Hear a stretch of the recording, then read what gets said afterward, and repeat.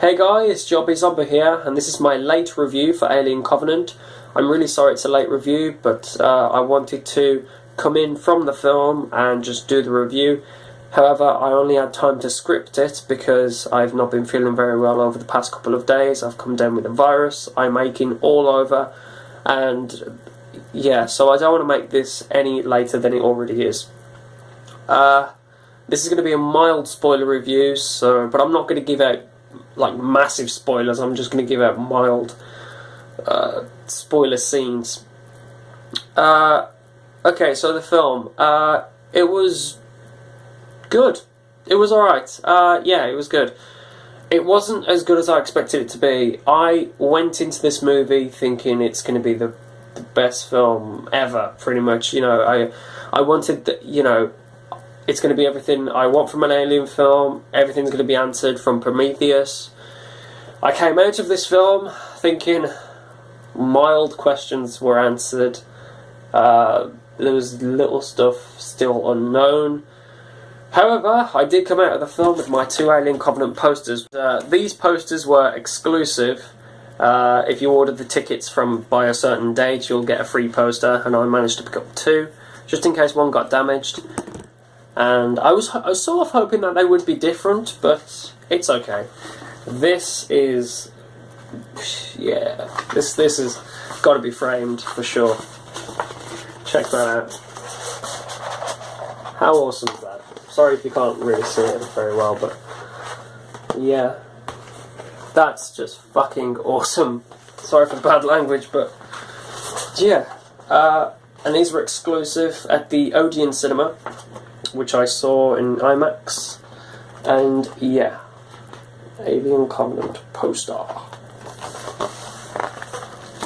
Awesome. Right, so the film. Alright, so right at the opening scene, we get the Jerry Goldsmith Alien 1979 theme. When I heard that, I was like, oh my god, they've managed to recompose it. That's absolutely amazing, and the way it forms on the screen, Alien Covenant, just like the 1979 film, fantastic, pure brilliance. The opening scene is enough to give it a 10 out of 10. However, things do go down. Right, character-wise, Catherine Waterston as Daniels was really good. I think she sold the role, especially when it came to emotion.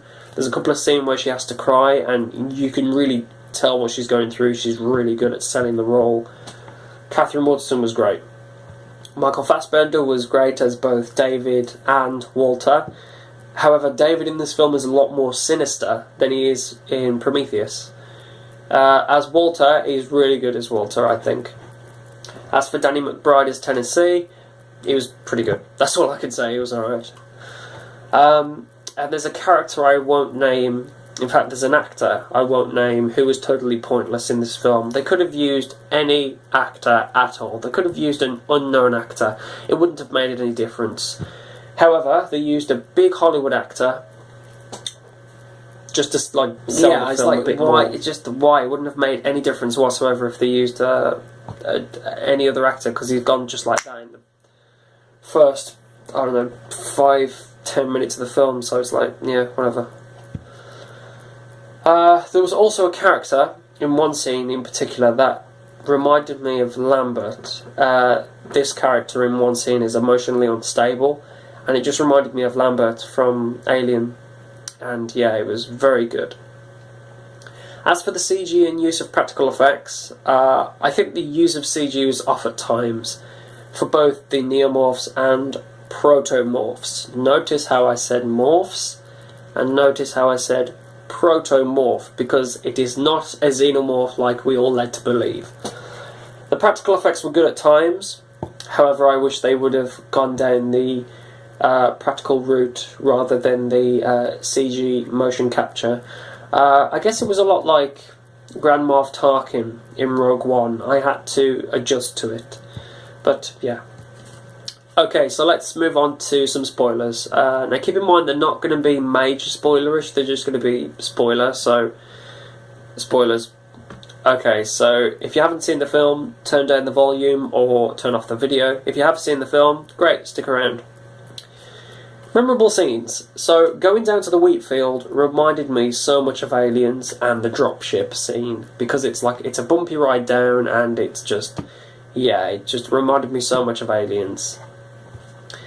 As for the backburster, it was aggressive, very gory, not as gory as the chestburster in the original 1979 film. And the throatburster scene was very gory and disturbing as well. And the backburster, I must say, is very aggressive. For a little creature, it's very, very aggressive. The scene where it's trying to break through the glass, it's using its head to, break through the glass, and it's just, clinging onto it. It's just very, very aggressive. And there's a fight scene with the neomorph in the wheat field. That was brilliant. And I kept thinking throughout the film, it's a stupid question really, but I kept thinking, does the neomorph seem to have acidic blood? And of course it does, because in one scene it does something to a character's hand. And I won't say what character, but it obviously does something to a character's hand. So, yeah. There's also a brilliant scene between the bonding of David and the neomorph. I'm not going to say the big spoiler that everyone has been saying in other spoiler reviews, so I'm going to keep that brief. But the scene where David and the neomorph are face to face, because David's behind a curtain and so is the neomorph, and they're sort of face to face, and it's just really good between the bonding of the two characters. Creature and character. The facehugger scene as well was in the trailer, as we saw. It was very good. In that scene, David is extremely, extremely sinister. It's just what he says to Captain Orym is just... You just think that, oh my god, Captain Orym, you're such a douchebag. You're such a douchebag for doing what you just did. You're an idiot, basically, yeah. But what he says to Orym is just fantastic. Absolutely great.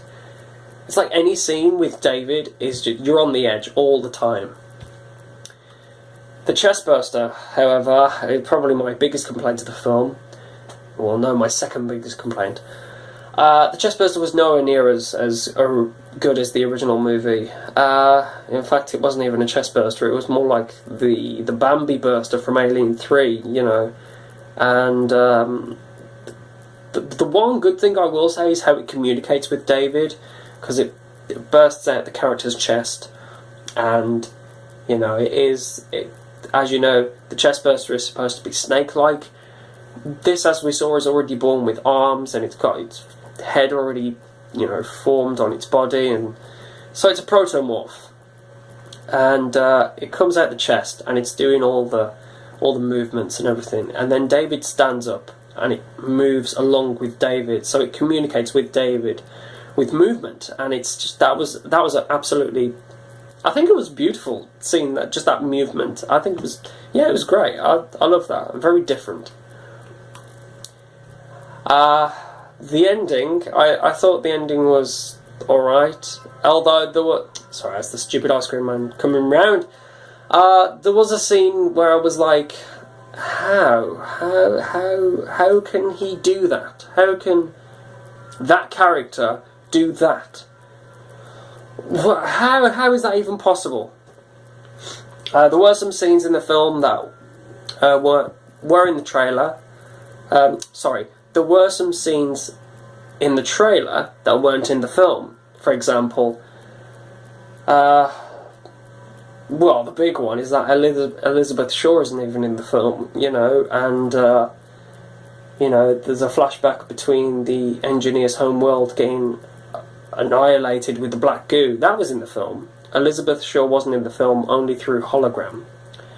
The scene where the alien's in the shaft and he's bouncing from wall to wall, that wasn't even in the film.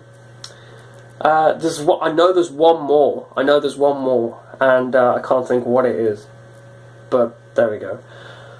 But yeah, the ending was like, it was alright. How they got rid of the aliens was alright. Overall, I think the film was good. It was good. Not as brilliant as I thought it would be. However, it went the same pace as the original Alien movie, and for that I give it a solid 8 out of 10. Because I love the pacing of the film. You get the calm, then you get the disturbing bits, and then you get all hell breaks loose, and then blah, that's it. Everyone's been picked off one by one. So overall, the film was good. Solid 8 out of 10. So that's my late review for Alien Covenant, guys. Hope you enjoyed it.